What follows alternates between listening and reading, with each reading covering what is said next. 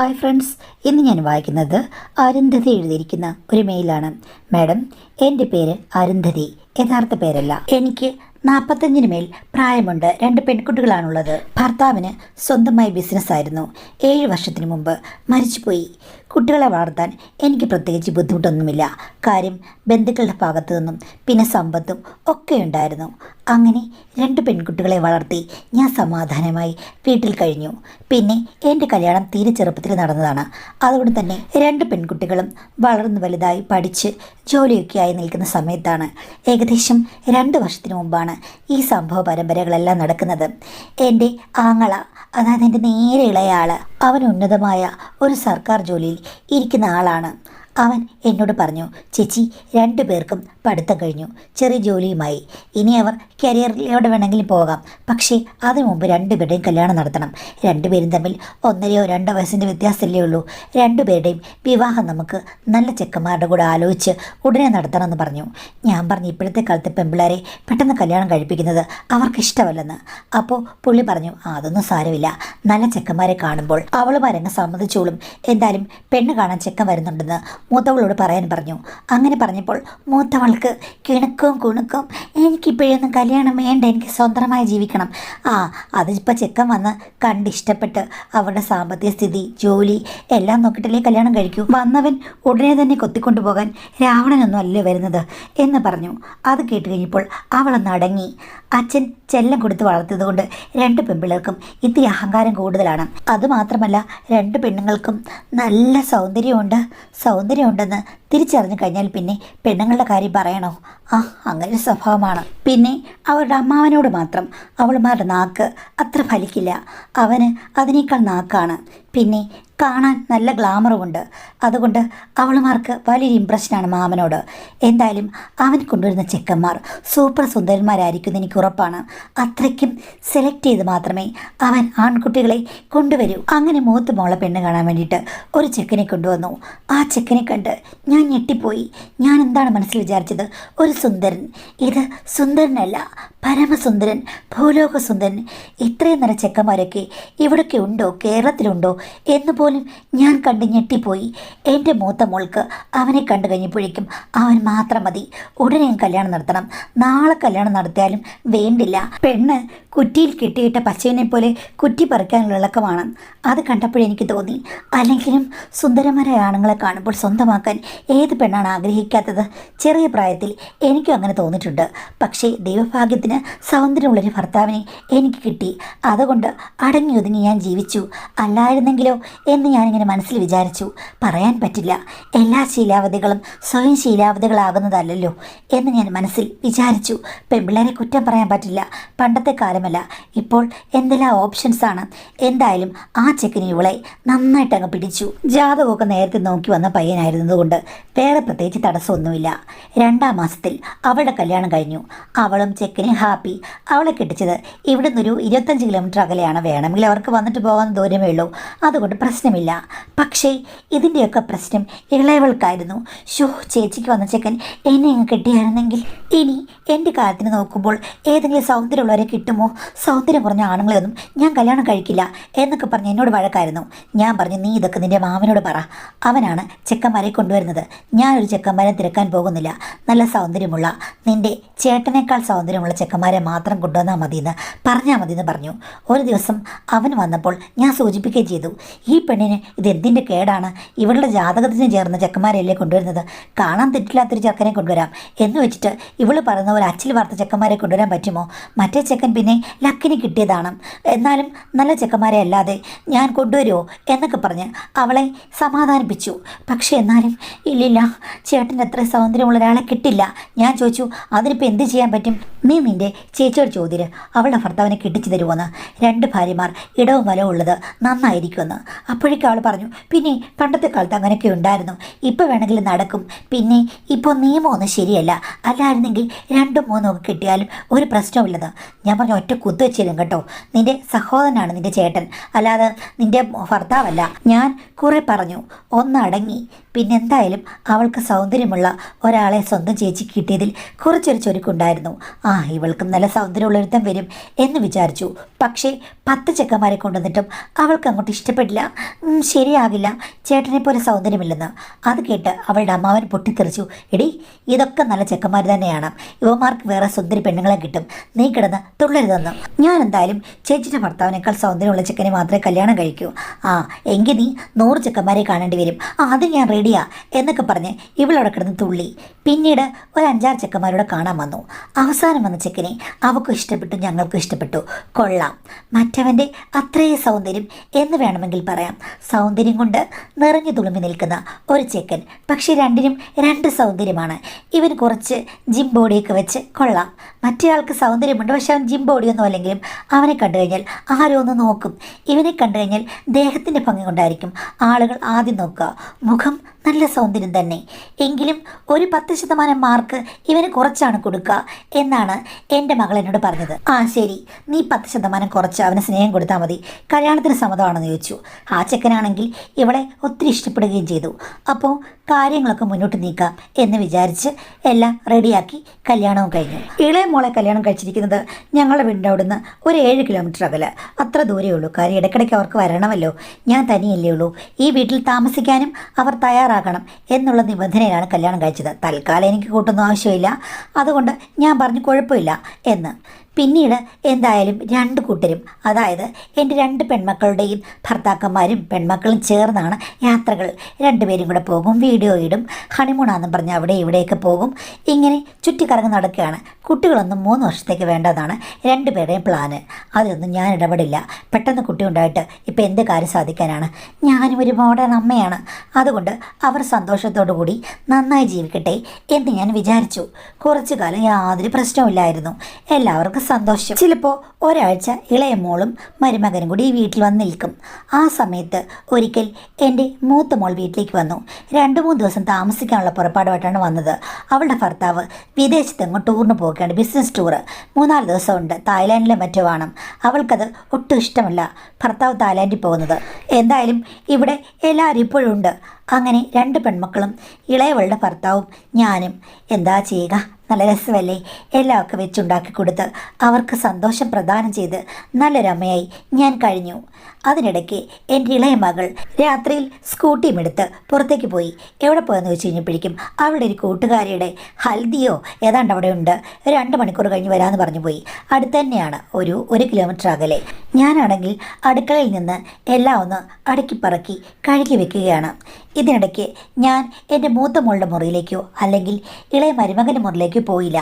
അവരവിടെങ്ങാനും കാണും എന്ന് ഞാൻ വിചാരിച്ചു. പെട്ടെന്ന് കറണ്ട് പോയി മാഡം. ഞാൻ നോക്കിക്കഴിഞ്ഞപ്പോഴേക്കും ഇൻവെർട്ടർ ഓൺ ആകുന്നില്ല.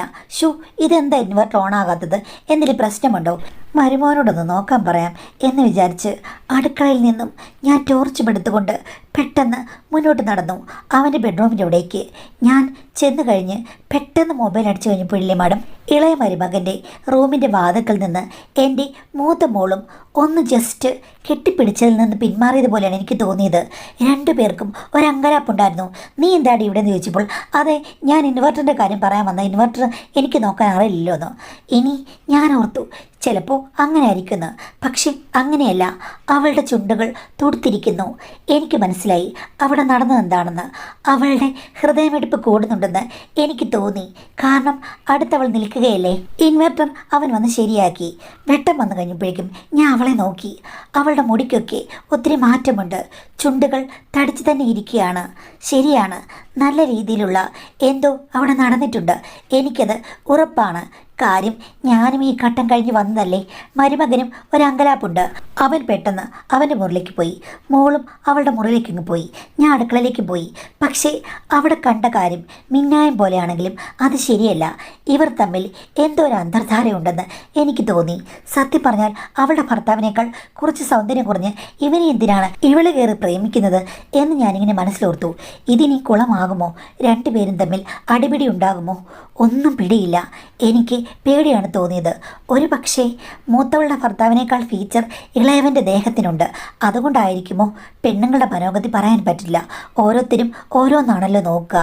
ഇതിപ്പോൾ സത്യമാണോ അതോ ഞാൻ വെറുതെ ആലോചിച്ചതാണോ? ഒന്നും എനിക്കറിയില്ല.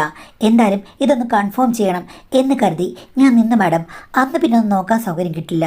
പിന്നെയും ഇതുപോലൊരു അവസരമുണ്ടായി. ആ സമയത്ത് എൻ്റെ മകൾ, അതായത് ഇളയ മകൾ, രാത്രിയായി കഴിഞ്ഞപ്പോഴേക്കും സ്വാഭാവികമായിട്ട് എവിടെയോ പോവുകയാണ്. അവളുടെ കൂട്ടുകാരെ കാണാൻ. അടുത്തൊക്കെ ഇഷ്ടംപോലെ പിള്ളേരുണ്ട്.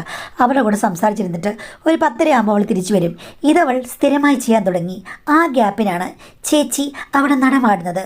ഒരു വട്ടം ഞാൻ നോക്കിക്കഴിഞ്ഞപ്പോഴേക്കും എൻ്റെ മൂത്ത മോള് ഇളയ മരുമകനെ ശല്യപ്പെടുത്തുന്ന പോലെ പെരുമാറുന്ന ഞാൻ കണ്ടു. അളവെടുക്കാൻ വേണ്ടി അവൾ അങ്ങ് ആക്രാന്തം കാണിക്കുകയാണ്. അവനാണെങ്കിൽ ചുറ്റും നോക്കുന്നുണ്ട്. ഓ, ഒരു കുഴപ്പവുമില്ല എന്ന് കണ്ണു കാണിച്ചിട്ടാണ് അവൾ അനുവാദം ചോദിക്കാതെ അതിർത്തി കടന്ന് ദീപസ്തംഭം തേടുന്നത്. അവനും അതിഷ്ടമാണെന്ന് എനിക്ക് മനസ്സിലായി. പക്ഷേ ഈ സമയത്തൊക്കെ എൻ്റെ ഇളയ മകളില്ല. അതായത് എൻ്റെ ഇളയ മകൾ വെറുതെ ആ ഒരു സാഹചര്യം ഉണ്ടാക്കി കൊടുക്കുകയാണോ എന്നെനിക്ക് തോന്നി. ഇവർ തമ്മിൽ എന്തെങ്കിലും അന്തർധാര കാണുമോ? ഒന്നും അറിയില്ല. ഇങ്ങനെയൊക്കെ ആയിക്കഴിഞ്ഞപ്പോൾ ഒരിക്കൽ എൻ്റെ മൂത്ത മകളും ഇളയ മരുമോനും കൂടി അവിടെ ഇങ്ങനെ സിറ്റൗട്ടിലിരിക്കുകയാണ്. എന്തൊക്കെ പറയുകയാണ് രണ്ടുപേരും കൂടി. അപ്പോഴും എൻ്റെ ഇളയ മകൾ വന്നിട്ട് ഇറങ്ങി പുറത്തു പോയി കൂട്ടുകാരെ കാണാൻ വേണ്ടിയിട്ട്. പിന്നെ മൂത്ത മകളുടെ ഭർത്താവാണെങ്കിൽ ഇവിടെ വന്നങ്ങനെ താമസിക്കുകയില്ല. ഞാൻ ഇതൊക്കെ മനസ്സിൽ വെച്ചുകൊണ്ട് അവരുടെ മുന്നിൽ ചെന്നിരുന്ന് എൻ്റെ സംശയങ്ങൾ ചോദിക്കാൻ തുടങ്ങി. പണ്ടേ അങ്ങനെയാണ്.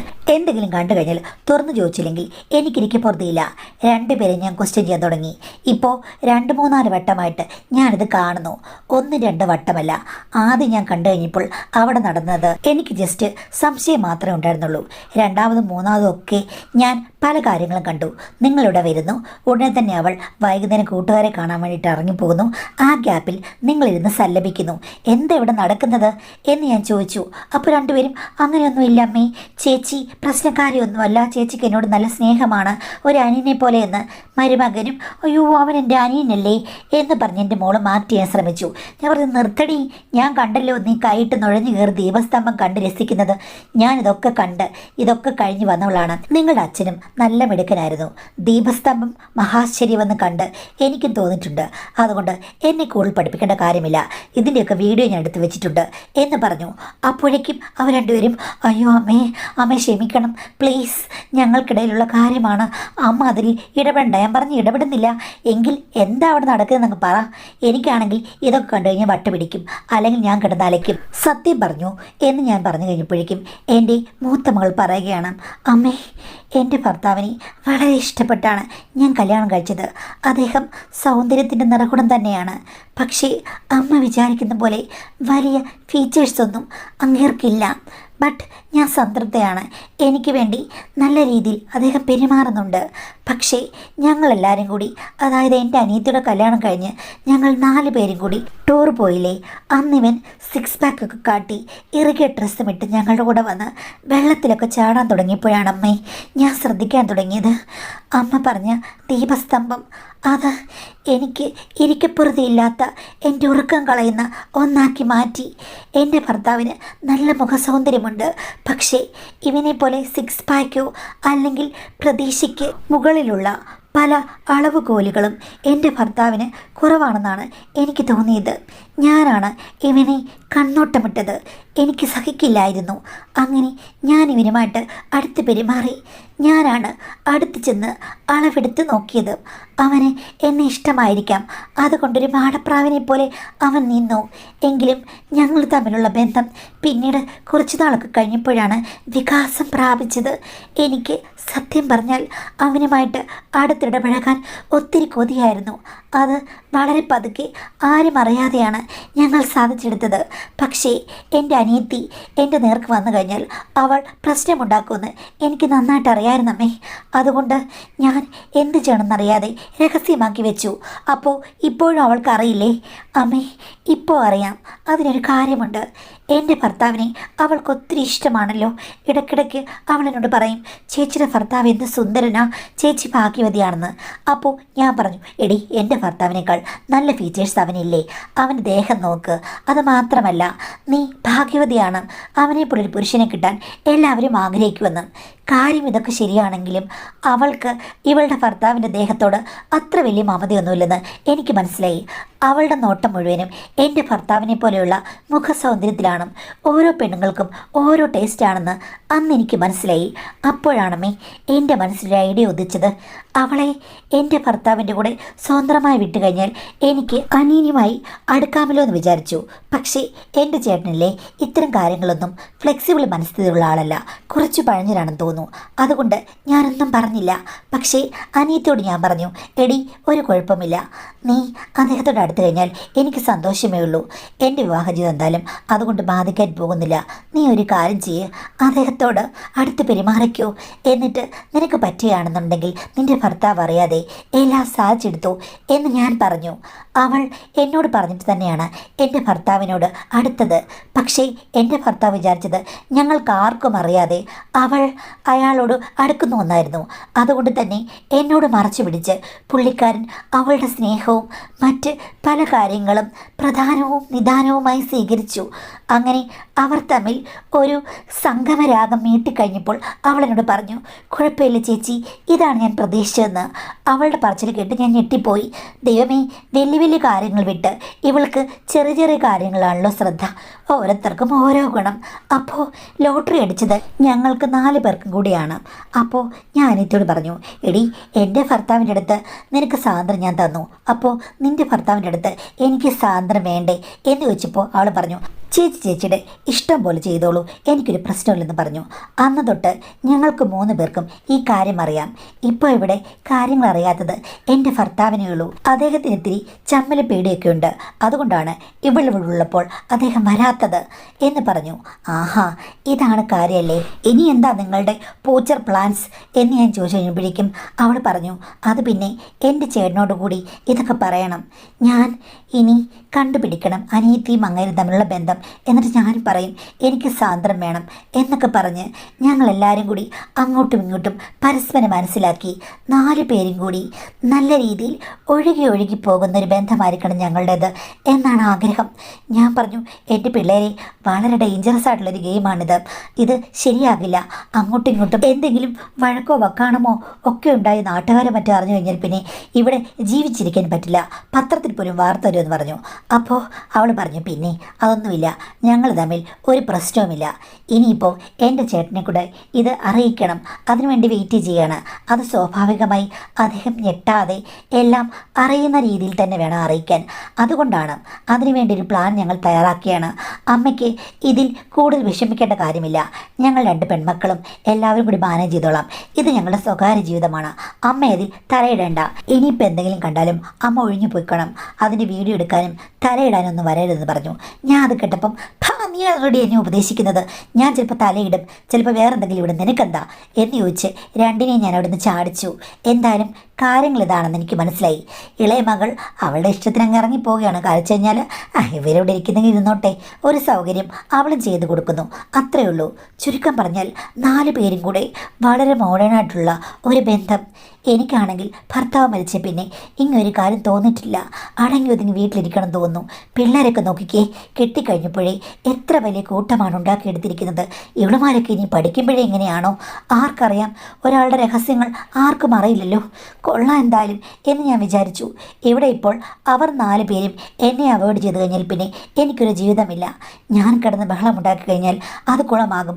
അതുകൊണ്ട് ശ്രദ്ധിക്കാതിരിക്കുന്നതാകും നല്ലതെന്ന് എനിക്ക് മനസ്സിലായി. ഈ അടുത്ത കാലത്ത് മൂത്ത മരുമകനോടും എല്ലാം തുറന്നു പറഞ്ഞു തോന്നുന്നു. ഇപ്പോൾ 4 പേരും കൂടെ ഈ വീട്ടിൽ വന്ന് അഴിഞ്ഞ് ആടുകയാണ്. എനിക്കാണെങ്കിൽ ഒന്നും പറയാനും പറ്റുന്നില്ല. ഒരു ദിവസം മൂത്ത മരുമകനോട് ഞാൻ ചോദിച്ചു. അപ്പോൾ അവൻ പറഞ്ഞു, ഇപ്പോഴത്തെ കാലത്ത് ഇതൊന്നും ഒരു പ്രശ്നമില്ലമ്മ എന്ന് പറഞ്ഞിട്ട് അവനങ്ങ് പോയി. അവരുടെ കൂട്ടത്തിൽ പോയി അവൻ പറഞ്ഞു കാണും. അപ്പോൾ ഇളയ മരുമകൻ അടുക്കളയിൽ വന്നു.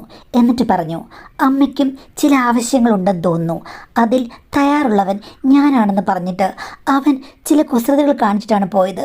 ഞാനങ്ങ് ഞെട്ടിപ്പോയി. എന്ത് ചെയ്യണമെന്ന് അറിയില്ല. അന്ന് രാത്രി 12 മണിയായപ്പോൾ അവൻ എൻ്റെ മുറിയിൽ വന്ന് മുട്ടി.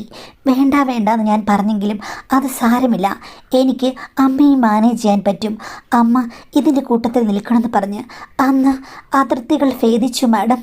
ഞാൻ സത്യം പറഞ്ഞാൽ വേണോ വേണ്ടയോ എന്നുള്ള ഒരു പാതയിലായിരുന്നു. പക്ഷേ അറിഞ്ഞു കഴിഞ്ഞപ്പോൾ എനിക്കും അത് തടുക്കാൻ പറ്റിയില്ല. ഇപ്പം നല്ല കുറ്റബോധം തോന്നുന്നു. ഇതൊക്കെ ശരിയാണോ? ഞാനും അതിൽ ചേർന്നല്ലോ എന്നോർക്കുമ്പോൾ എനിക്ക് നല്ല വിഷമമുണ്ട് മാഡം. ഈ അവസ്ഥ ഞാനെങ്ങനെ തരണം ചെയ്യും? ആവശ്യമുള്ളതും ഇല്ലാത്തതുമെല്ലാം സ്വയം കാണിച്ചിട്ട് കൂട്ടുനിന്നിട്ട് ഇത് പറഞ്ഞിട്ട് വല്ല കാര്യമുണ്ടോ? കുറ്റബോധത്തിൽ ഇവിടെ വലിയ സ്ഥാനമൊന്നുമില്ല. ഒന്നുകിൽ നമ്മൾ മനസ്സിലാക്കി നമ്മുടെ കാര്യം നോക്കുക. അവർ 4 പേരും കൂടി ഒരു തീരുമാനമെടുത്തു കഴിഞ്ഞ് കഴിഞ്ഞാൽ, അല്ലെങ്കിൽ അഡ്ജസ്റ്റ് ചെയ്ത് പോയി കഴിഞ്ഞാൽ അത് ശരിയാണെന്ന് നമുക്ക് പറയാൻ പറ്റില്ല. പക്ഷേ ആ തീരുമാനത്തെ നമുക്കൊന്നും ചെയ്യാൻ പറ്റില്ല. അത് അവർക്കിടയിലുള്ള ഒരു അഡ്ജസ്റ്റ്മെൻ്റ് ആണ്. ഇപ്പോഴത്തെ കാലത്ത് എന്തെല്ലാം തോന്നിയാസാണ് ആൾക്കാർ കാണിക്കുന്നത്. നമ്മളതിനെ അനുകൂലിച്ചില്ല എന്ന് വെച്ചിട്ട് ആൾക്കാരത് ചെയ്യാതിരിക്കുകയാണോ?